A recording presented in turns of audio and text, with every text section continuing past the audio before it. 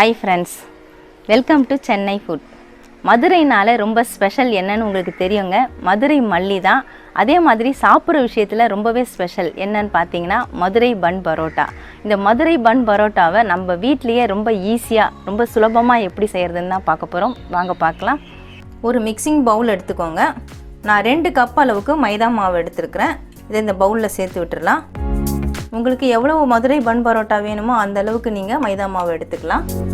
1/4 spoon அளவுக்கு salt, அதையும் சேர்த்துடலாம். 1 ஸ்பூன் அளவுக்கு சர்க்கரை, இதையும் சேர்த்து விட்டுடலாம். ஒரு முறை நல்லா கலந்து விட்டுடலாம். சேர்த்து விட்ட சால்ட்டு சர்க்கரை எல்லாத்தையும் மாவோடு சேர்த்து நல்லா மிக்ஸ் பண்ணியாச்சுங்க. நான் ஒரு முட்டை எடுத்திருக்கேன். அந்த முட்டையை இதில் சேர்த்து விட்டுடலாம். குட்டி டம்ளரில் கொஞ்சமாக பால் எடுத்திருக்கேங்க. இது 2 ஸ்பூன் அளவுக்கு இருக்கும். இதை சேர்த்து விட்டுடலாம். நல்லா கலந்து விட்டுக்கோங்க. சேர்த்து விட்ட முட்டை பால் எல்லாமே மாவோடு சேர்த்து நல்லா பிசைஞ்சு விட்டாச்சுங்க. பிசைஞ்சதுக்கப்புறமா இப்படி தான் இருக்கும். நம்ம முட்டை பால் சேர்க்கறதுனால பன் பரோட்டா நல்லா சாஃப்டாக வரும். அதுக்காக தான் சேர்க்குறோம். இப்போ கொஞ்சம் கொஞ்சமாக தண்ணி சேர்த்துட்டு நல்லா கெட்டியான ஒரு மாவு பதத்துக்கு பிசைஞ்சு எடுத்துக்கலாம். கொஞ்சம் கொஞ்சமாக சேர்த்துக்கோங்க, மொத்தமாக சேர்த்துறாதீங்க. கொஞ்சம் கொஞ்சமாக தண்ணி சேர்த்து மாவு நல்லா கட்டியான பதத்துக்கு பிசைஞ்சு எடுத்துட்டேங்க.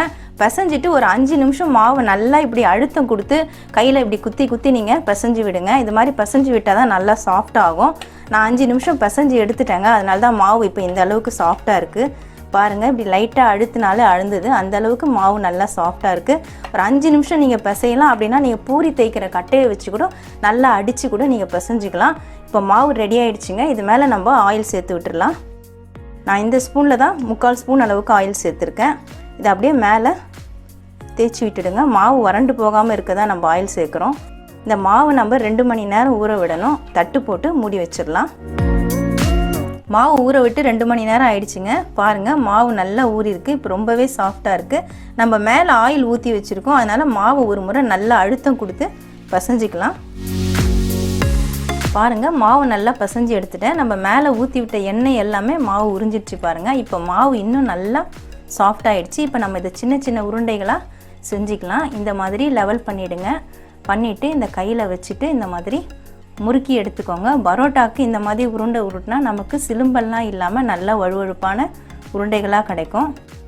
இதே மாதிரி உருட்டி எடுத்துக்கலாம். பரோட்டாவுக்கு எப்போவுமே உருண்டை உருட்டும் போது இந்த மாதிரி உருட்டி எடுத்துக்கோங்க. பாருங்கள், அப்போ தான் நல்லா வழுவழுப்பாக இருக்கும். நம்ம பரோட்டா தேய்க்கும் பொழுது சிலும்பெல்லாம் இருக்காது, பிரிஞ்சு வராது. இது மேலே கொஞ்சம் ஆயில் அப்ளை பண்ணி விட்டுடலாம்.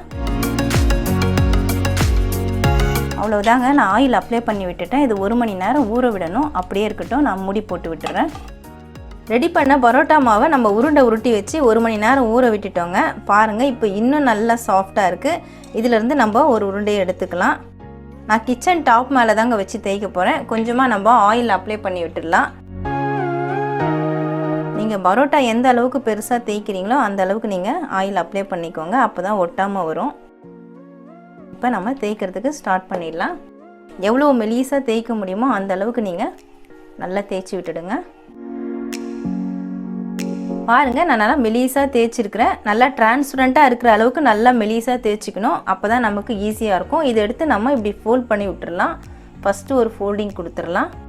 இந்த மாதிரி ஒரு ஃபோல்டிங் கொடுத்துருங்க. இது மேலே தான் இதை எடுத்து நம்ம இன்னொரு ஃபோல்டிங் கொடுக்க போகிறோம். இந்த மாதிரி கொடுத்துருங்க. கொடுத்துட்டு நீங்கள் விரலை வச்சுட்டு நல்லா ரோல் பண்ணிவிட்டு செய்யலாம். இந்த மாதிரி விரலை வச்சுட்டு நீங்கள் ரோல் பண்ணலாம். கொஞ்சம் பொறுமையாக இப்படி வச்சு வச்சு விரலை எடுத்துகிட்டு ரோல் பண்ணிக்கணும். இந்த மாதிரி விரல் வச்சு நீங்கள் ரோல் பண்ணிவிட்டு மறுபடியும் விரலை வச்சுட்டு ரோல் பண்ணலாம். இந்த மாதிரி நீங்கள் செஞ்சுக்கலாம். பாருங்கள், இப்போது நிமித்திட்டு இதை நல்லா இந்த எட்ஜை இப்படி இழுத்துருங்க. இழுத்துட்டு இப்படி சுற்றி வந்துட்டு நம்ம அடியில் வச்சு இதை ஃபினிஷிங் கொடுத்துடணும். கொடுத்துட்டு அப்படியே லைட்டாக ஒரு ப்ரெஸ்ஸிங் லைட்டாக கொடுங்க. ரொம்ப ப்ரெஸ் பண்ணக்கூடாது. ஏன்னா இது பன் பரோட்டா, இது வந்து கொஞ்சம் கனமாக தான் இருக்கும் நமக்கு. இந்த மாதிரி லைட்டாக ஒரு ப்ரெஸ்ஸிங் கொடுத்து விடுங்க. இதுக்கு பூரி கட்டையெல்லாம் வச்சு தேய்க்கக்கூடாதுங்க. இந்த மாதிரி கையில் வச்சு தான் லேசாக அழுத்தம் கொடுக்கணும். கொடுத்த உடனே பாருங்கள், சைடில் இந்த அளவுக்கு நமக்கு கனமாக இருக்கும். பன்னு எந்த அளவுக்கு கனமாக இருக்கோ அந்த அளவுக்கு கனமாக இருக்கும். ஹைட்டும் இந்த அளவுக்கு நமக்கு இருக்கணும். இந்த மாதிரி லேசான ஒரு ப்ரெஸ்ஸிங் தான் கொடுக்கணும். இவ்வளோ சைஸில் தான் நம்ம செய்யணும். அவ்வளோதாங்க, அழகான பன் பரோட்டா ரெடி ஆயிடுச்சு. அவ்வளவுதாங்க, பன் பரோட்டா நம்ம ரெடி பண்ணியாச்சு. இதை நாம் சுட்டு எடுக்கணும். எப்படி சுடுறதுன்னு பார்ப்போம். ரெடி பண்ண பன் பரோட்டா சுடுறதுக்காக நான் அடுப்பு ஆன் பண்ணிவிட்டு அடுப்பில் தவா வச்சுருக்கேங்க. தவா ஹீட் ஆகிற வரைக்கும் ஹை ஃப்ளேம் வச்சுக்கோங்க, அப்புறம் மீடியம் ஃப்ளேம் வச்சுக்கோங்க. நான் இந்த ஸ்பூனில் அரை ஸ்பூன் அளவுக்கு ஆயில் ஊற்றி விடுறேன். இந்த ஆயில் நல்லா கொஞ்சம் ஃபுல்லாக பரவுற மாதிரி இந்த மாதிரி சுழட்டி விட்டுக்கோங்க. ரெடி பண்ண இந்த பரோட்டா பீஸை தவாவில் சேர்த்துடலாம். அடுப்பு மீடியம் ஃப்ளேமில் வச்சுட்டு இந்த பரோட்டாவை சுடுங்க. அப்போ தான் உள்ளெல்லாம் நல்லா வேகும். ஹை ஃப்ளேமில் வச்சா மேலே வெந்துடும், உள்ளே வேகாது. கொஞ்சம் நேரம் ஆன உடனே திருப்பி போடலாம். அவ்வளவுதாங்க, மதுரை பன் பரோட்டா ரெடி ஆயிடுச்சுங்க. பாருங்கள், 2 பக்கமும் நல்ல கோல்டன் கலரில் வந்துருச்சு.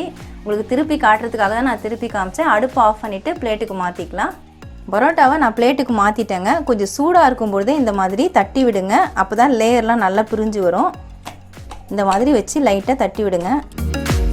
பாருங்கள், இந்த லேயர்ஸ்லாம் நல்லா தூக்கிட்டு வருது. அவ்வளோதாங்க, நல்ல லேயர்லாம் நல்லா பிரிஞ்சு வருது பாருங்கள். சூப்பரான மதுரை பன் பரோட்டா ரெடி ஆகிடுச்சிங்க. நம்ம வீட்லேயே ரொம்ப ஈஸியாக இந்த பரோட்டாவை ரெடி பண்ணலாங்க. சாதாரணமாக வீட்டில் பரோட்டா ரெடி பண்ணனால ரொம்பவே கஷ்டப்படுவாங்க. ஹோட்டல்ஸில் போயிட்டு வாங்கி சாப்பிடுவாங்க. அதுக்கெல்லாம் அவசியமே இல்லைங்க. நம்ம மாவை ஊற வச்சு நம்ம ரெடி பண்ணி வச்சுட்டாலே போதுங்க. சட்டுன்னு 10 நிமிஷத்தில் இந்த மதுரை பன் பரோட்டாவை ரெடி பண்ணி கொடுத்துடலாங்க. ரொம்பவே டேஸ்ட்டாக இருக்கும். இதுக்கு வெஜ்ஜு சால்னா, நான்வெஜ் சால்னா, குருமா இந்த மாதிரி சைட் டிஷ்ஷை வச்சு சாப்பிடும்பொழுது அட்டகாசமாக இருக்குங்க. ரொம்ப டேஸ்ட்டாக இருக்கும். கண்டிப்பாக ட்ரை பண்ணி பாருங்கள். மதுரை பன் பரோட்டா ரொம்ப ஈஸியாக எப்படி செய்கிறதுன்னு வீடியோவில் பார்த்துருப்பீங்க. இந்த மதுரை பன் பரோட்டா சாப்பிட்றதுக்காக நம்ம மதுரைக்கெல்லாம் போக வேண்டாங்க. நம்ம வீட்லேயே ரொம்ப ஈஸியாக ரெடி பண்ணி சாப்பிட்லாங்க. நீங்களும் கண்டிப்பாக ட்ரை பண்ணி பாருங்கள். உங்களுக்கு இந்த வீடியோ பிடிச்சிருந்தா லைக் பண்ணுங்கள், ஷேர் பண்ணுங்கள், சப்ஸ்கிரைப் பண்ணுங்கள். சப்ஸ்கிரைப் பண்ணவங்க மறக்காமல் பெல் பட்டனை கிளிக் பண்ணுங்கள். இந்த வீடியோவில் ஏதாவது டவுட்ஸ் இருந்தால் கமெண்ட்ஸில் கேளுங்க. நமக்கு இன்னும் 2 சேனல் இருக்குங்க. அந்த சேனலுக்கான லிங்க் நான் டிஸ்கிரிப்ஷனில் கொடுத்துருக்கேன். நீங்கள் லிங்க்கை கிளிக் பண்ணி சேனலை ஓப்பன் பண்ணி பாருங்கள். உங்களுக்கு இந்த சேனல் பிடிச்சிருந்தா சப்ஸ்கிரைப் பண்ணிக்கோங்க. நன்றி, வணக்கம்.